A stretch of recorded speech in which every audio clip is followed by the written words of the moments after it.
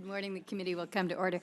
We're here for two purposes this morning. Our first task is a business meeting to report 4 nominations and ratify subcommittee assignments for our new members, Senator Capito and Senator Smith. So we're awaiting a quorum. We need 2 more or maybe 3 more now.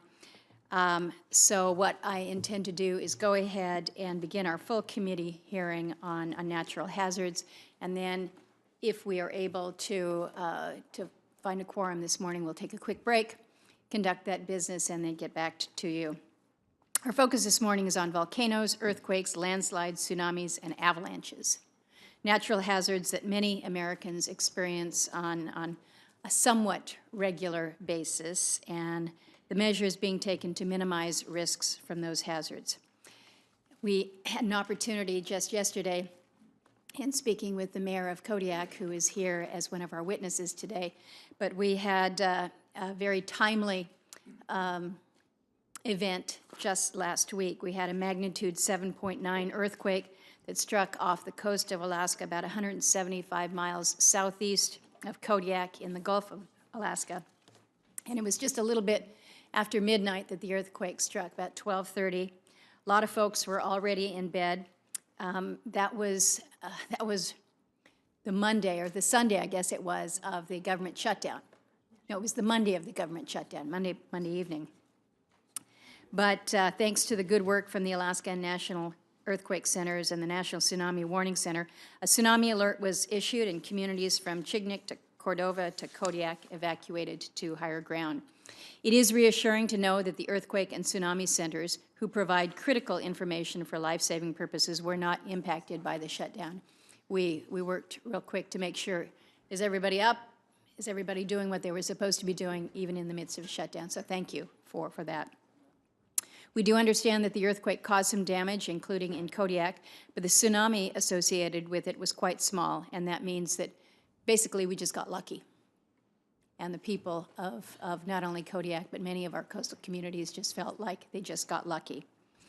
And as many Alaskans know, that isn't always the case. In 2015, we had 53 landslides that came down in Sitka, Alaska, including one that tragically claimed 3 lives.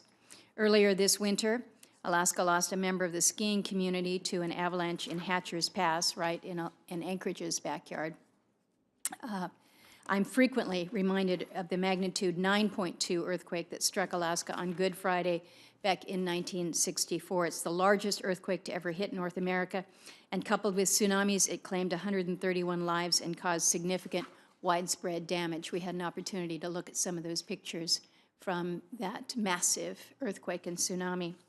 And of course, Alaska isn't the only state to face these hazards. Last month, mudslides in Southern California claimed the lives of 21 people and caused millions of dollars of damage.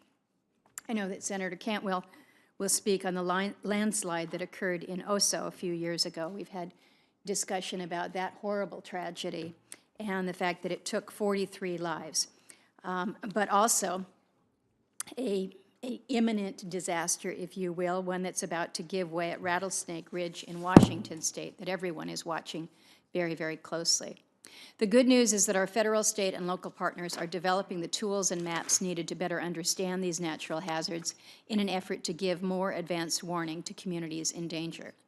Those include seismic monitors for earthquakes, elevation mapping to mark out slopes vulnerable to landslides, cameras on volcanoes, sensors along rivers and coasts, and tidal monitors to help detect tsunamis. Now, some operations are, of course, more advanced than others. The USGS's National Earthquake Center is staffed 24 hours a day, 7 days a week. It maintains hundreds of seismic monitors across the country. But out at the Bogoslov volcano on the Aleutian Chain, which erupted for about 8 months last year. So 8 months, it just keeps going and spewing, and we watch the activity, but we effectively have to rely on satellite data to alert pilots of the ash clouds because there is no monitor on that particular volcano.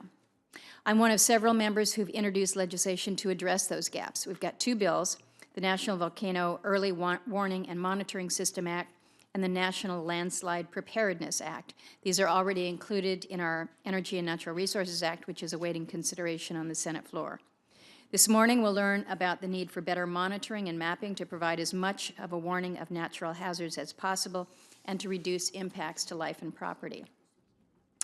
Now, before I turn to Senator Cantwell for her opening remarks, I'd like to acknowledge the President's intent to nominate James Riley, a geologist and an astronaut, to be the director of the USGS. I look forward to receiving his paperwork and considering him before the committee.